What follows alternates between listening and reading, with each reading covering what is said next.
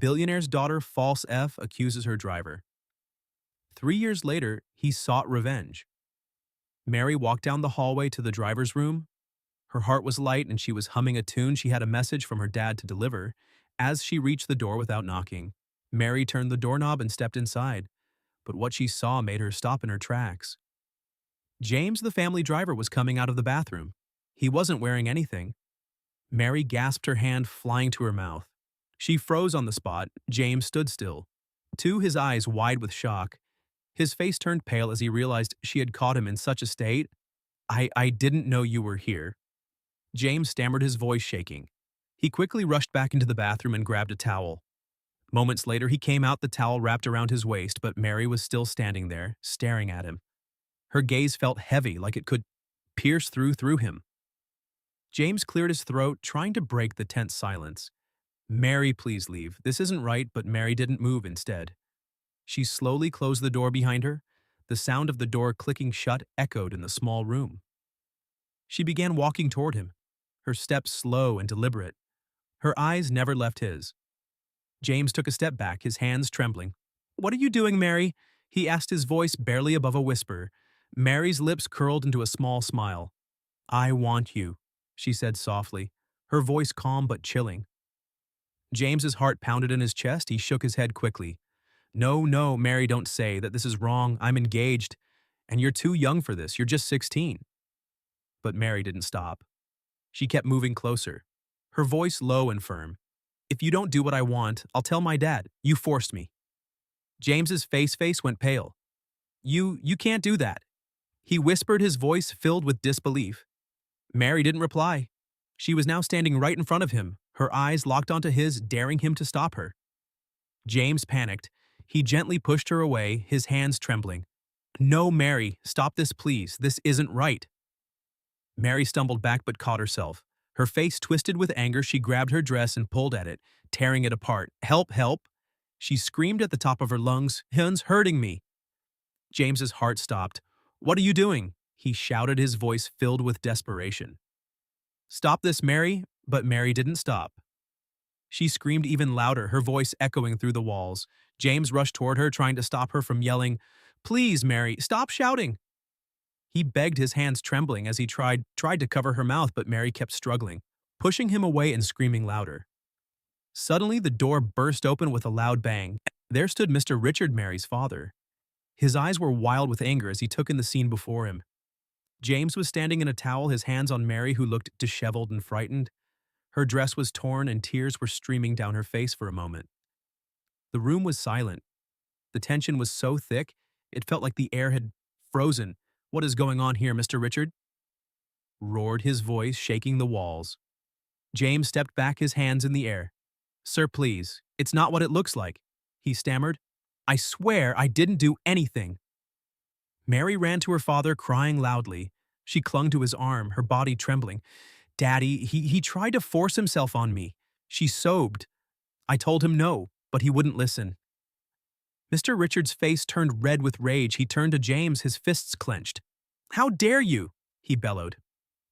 James shook his head frantically. "No, sir, Sheck, lying, I didn't do anything," he pleaded. "She came in here." "And enough," Mr. Richard shouted. His voice was like thunder. "James." Mr. Richard's voice echoed through the room. He couldn't believe what he was seeing. "How could you do this to my daughter?" Mr. Richard gasped, his voice breaking as if his heart was shattered. He looked at his daughter Mary standing by the bed, her clothes torn, her hair a mess, tears streaming down her face. "James," Mr. Richard said again, his voice raw with pain, "I trusted you, I gave you everything, and this is how you repay me. How could you?" James fell to his knees, desperate to explain himself. "Sir, please, I'm innocent. I didn't do what she said." He cried, his voice choked with emotion, but Mr. Richard wouldn't listen. His heart was too heavy with betrayal, Mary on. The other hand was sobbing uncontrollably. She stood there looking like she had just endured something horrible, but her tears seemed fake to James without wasting a second. Mr. Richard grabbed his phone and dialed the police within minutes. The sound of sirens filled the air as the officer rushed to the house to arrest him. Mr. Richard shouted, pointing at James, "He forced himself on my daughter." James was still on his knees, crying and pleading. "Please, I didn't do anything." You have to believe me, but the officers didn't listen. They handcuffed him tightly and dragged him to their van. James kept crying, shouting that he was innocent, but no one paid attention to him. The news spread quickly, faster than James could keep up with. Headlines flashed across the screens. Billionaire's driver accused of assaulting daughter.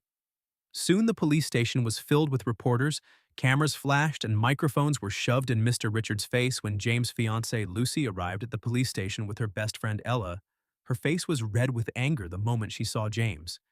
She shouted at him, "So it's true, isn't it? What I heard is true. You've decided to disgrace me, James." Ella, her friend, tried to calm her down. "Lucy, wait, let's hear what James has to say first before you jump to conclusions," but Lucy wasn't listening. She was too upset. "I'm innocent, honey." James cried, trying to explain himself. "Don't ever call me honey again," Lucy yelled, cutting him off. She turned her back to him and stormed out of the police station in anger. James stood there helpless, his heart breaking into peace later, when Mr. Richard arrived at the police station. James immediately rushed to him. "Sir, please listen to me."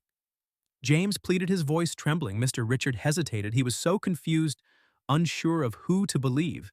But after a long pause, he walked toward James, deciding to at least hear him out. "Sir." James began, his voice desperate. "Please believe me. Your daughter, she's been trying to get me to sleep with her. I refused, but she wouldn't stop. This isn't the first time, or the second time, or the third. 2 days ago, she trapped me in the hallway and tried to kiss me. I ran away for my life today. She threatened to accuse me if I didn't sleep with her. Please, sir, I swear I'm innocent. Please believe me." Mr. Richard stood frozen for a moment, his mind spinning. The words didn't seem to make sense. "You're a liar, James." Mr. Richard yelled, his voice breaking with pain. "I trusted you. I treated you like family, and this is what you do to me." Tears filled James' eyes as he sank to his knees, sobbing. "Please, please, I didn't do it," he cried. But Mr. Richard walked away, unable to listen anymore. As Mr. Richard stepped out of the police station, reporters surrounded him, asking questions. "Sir, what do you think of the situation?" one reporter asked, shoving a microphone in his face. Mr. Richard didn't answer. He was too lost in his thoughts, his mind racing. Could it be that his daughter was lying when he arrived home? He couldn't shake the feeling that something wasn't right. He immediately rushed to his office and began going through the footage from the secret cameras he had installed around the house. The first video he watched made his stomach turn. There in the hallway was Mary trying to touch James in a way that made him clearly uncomfortable. James pushed her away and quickly walked off. Mr. Richard froze. Could it really be true? Was his daughter lying then? He watched another video this time. It was in the living room. Mary was sitting next to James, whispering in his ear. She tried to touch him again, but James moved away, clearly stopping her. His heart raced. He couldn't believe what he was seeing. The pieces of the puzzle were starting to come together.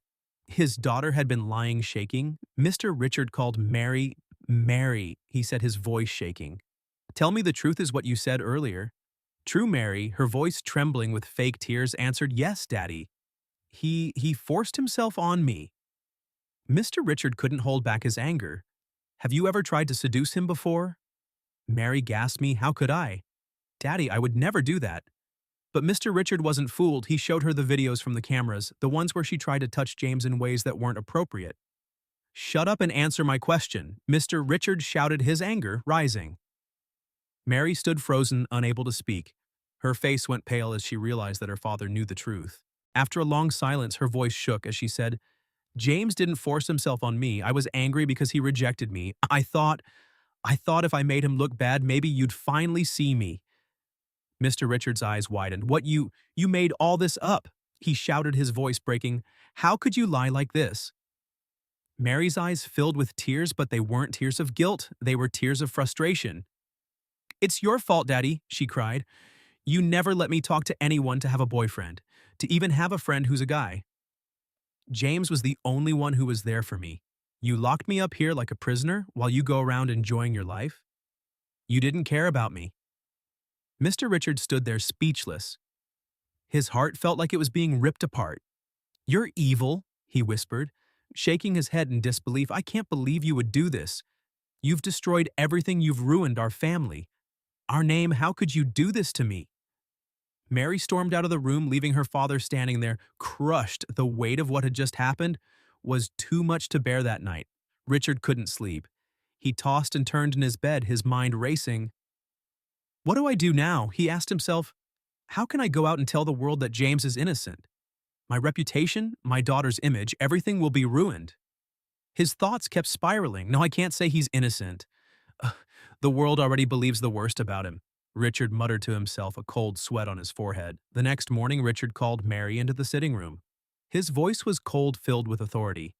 Mary, you cannot tell anyone that James didn't do anything wrong. Do you understand you caused all of this? The world already knows about this case, and we can't back down now. We can't risk ruining everything more.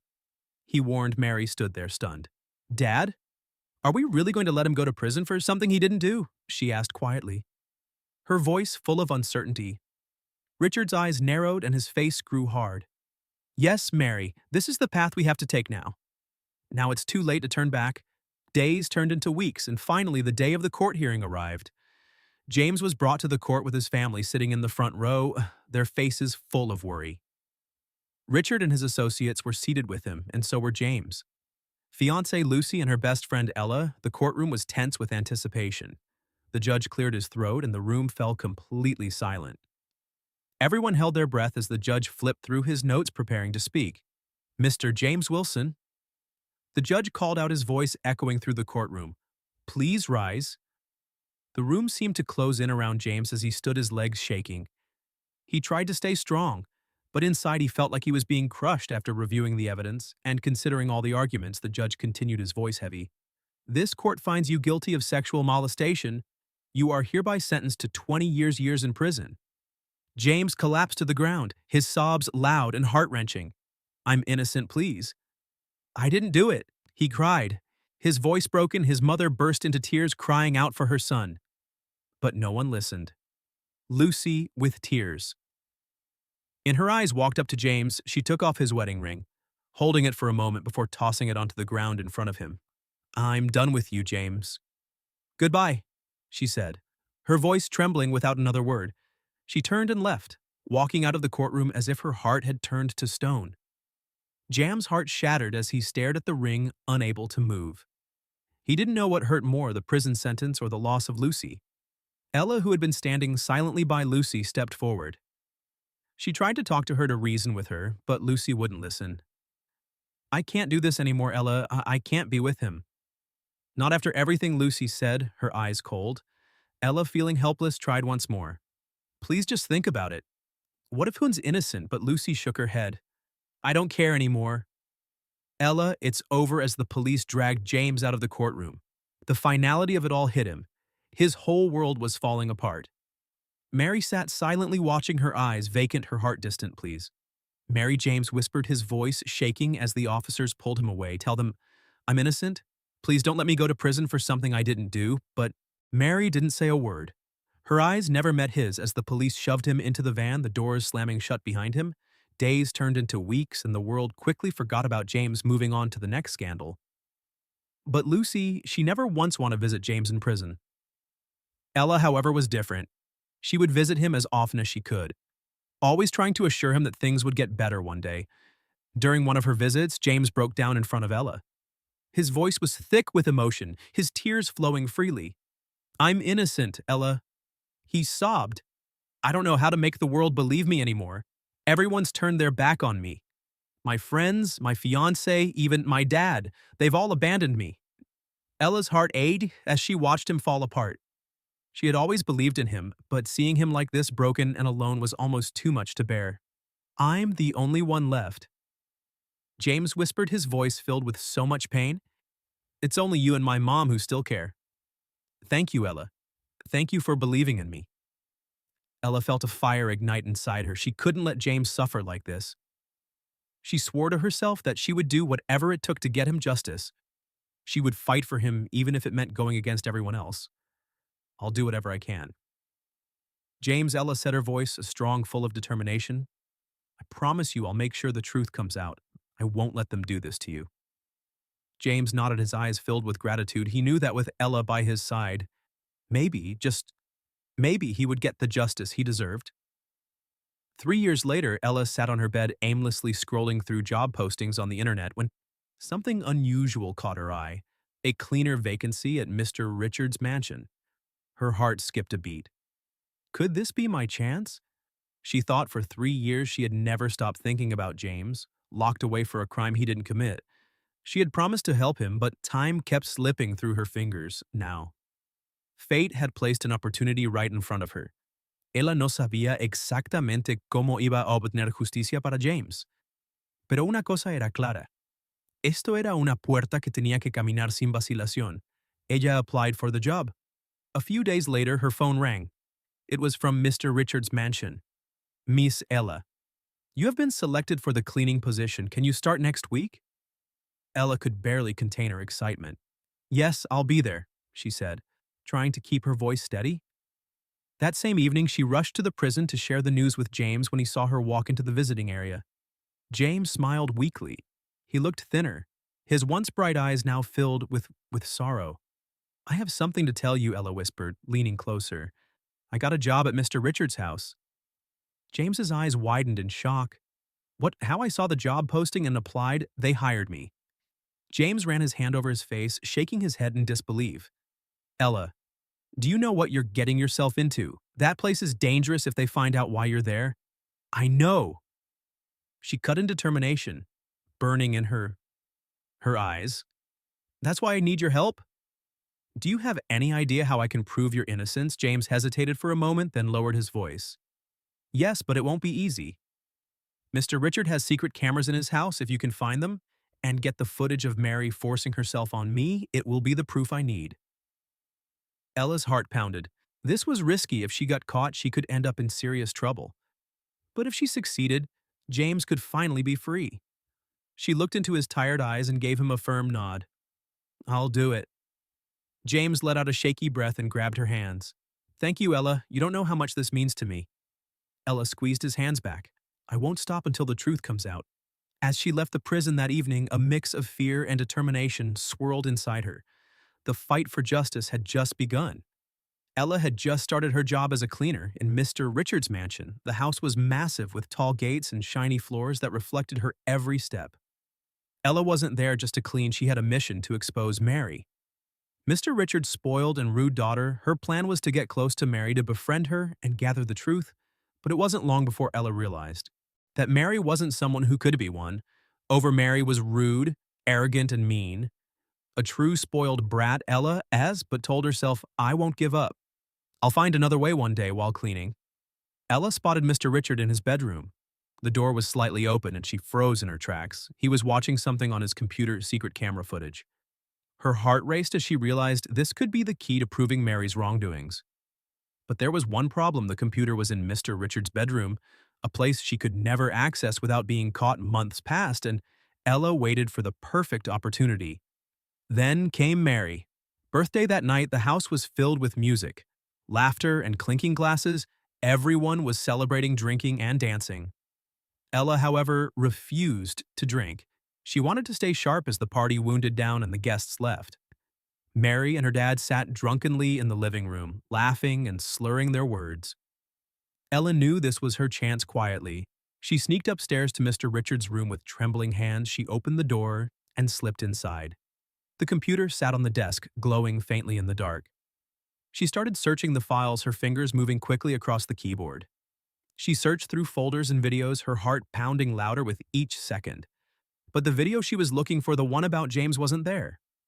Frustrated, Ella almost gave up until she checked the recycle bin there. She found a video showing Mary trying to force herself on James, who desperately tried to push her away. Ella froze, her body shaking. So it's true? She thought. She pulled out her phone to record the evidence. Suddenly, the door swung open. Standing in the doorway was Mr. Richard. He looked tipsy, his eyes half closed as he stumbled toward the bed. Ella's heart felt like it would burst out of her chest. She quickly slid under the desk, holding her breath. Mr. Richard sat on the bed for a moment before collapsing onto it. Ella stayed hidden, waiting until his soft snores filled the room. Slowly, she crawled out, grabbed a spare key she noticed on the dresser, and slipped out of the room, back in her room. She sat on her bed, clutching her phone. Her hands wouldn't stop shaking. I was so close to being caught, she thought, her heart racing. The next morning, Mr. Richard left for work. Ella knew this was her best chance with the stolen spare key. She sneaked into his room again. She quickly opened the computer and recorded the evidence. As she was about to leave, her elbow knocked over a glass on the table. It fell to the floor and shattered, the sound echoing through the quiet house. Ella fro downstairs. Mary, who was eating breakfast, heard the noise. She ran upstairs yelling, "Who's there?" Ella quickly hid under the desk again, her heart thundering.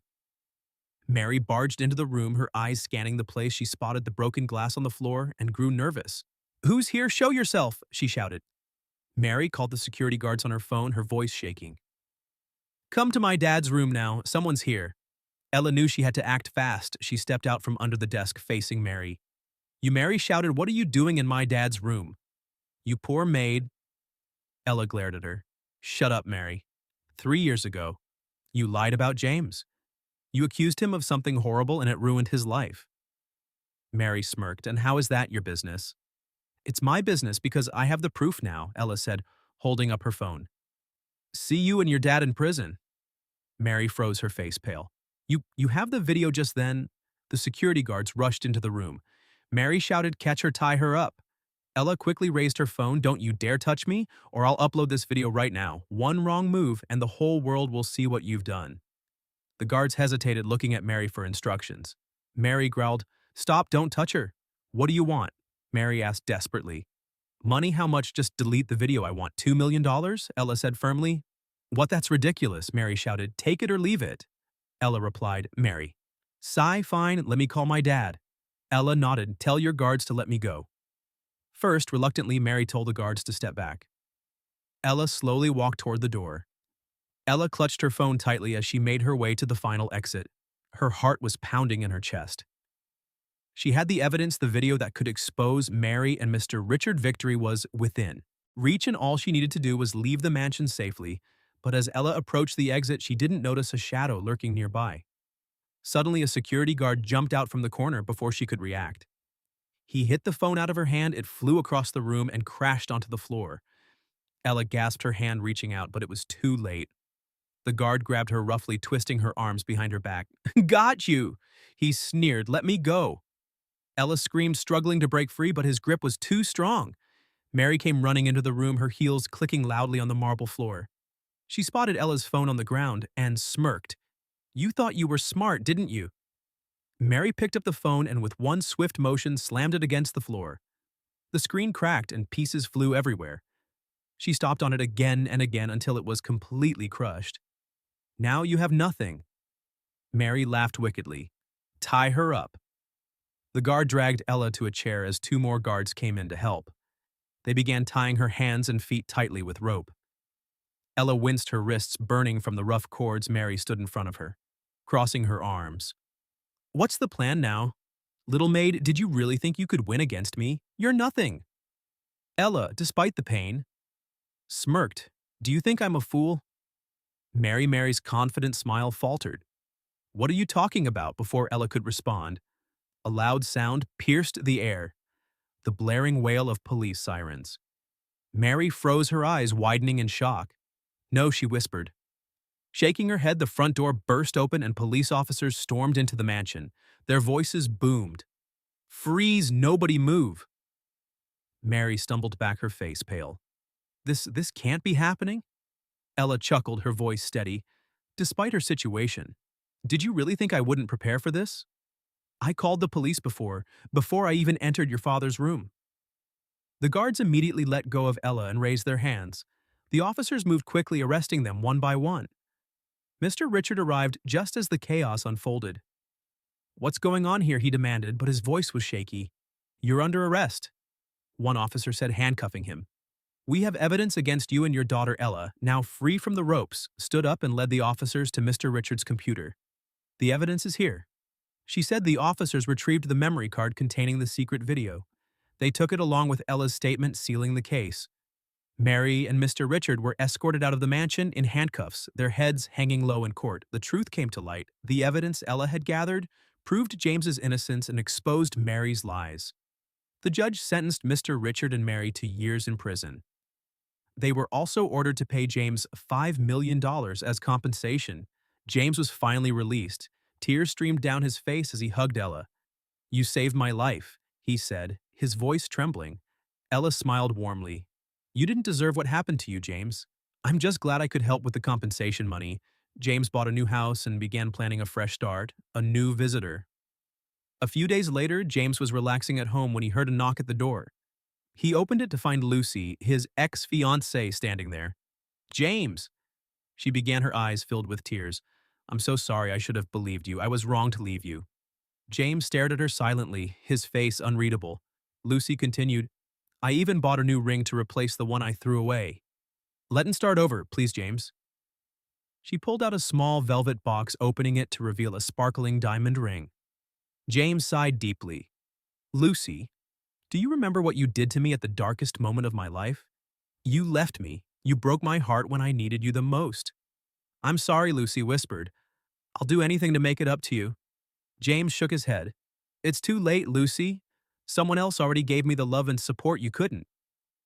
Lucy's eyes widened in shock. "What do you mean?" Who? James turned and called out, "Honey, can you come here?" Ella stepped into the doorway, her hand resting on the doorframe. On her fingers sparkled a diamond ring, the same one James had given Lucy years ago. Lucy froze, her face pale. "Ella, what are you doing with my boyfriend?" "Point of correction," James said, firmly stepping forward. "I'm not your boyfriend. You gave up that right when you threw me away." Lucy's voice cracked as she turned to Ella. "You're supposed to be my friend. How could you do this?"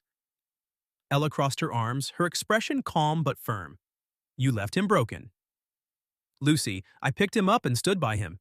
You only came back now because he's doing well again." James stepped closer to Lucy. "Leave Lucy. Don't ever come back here again."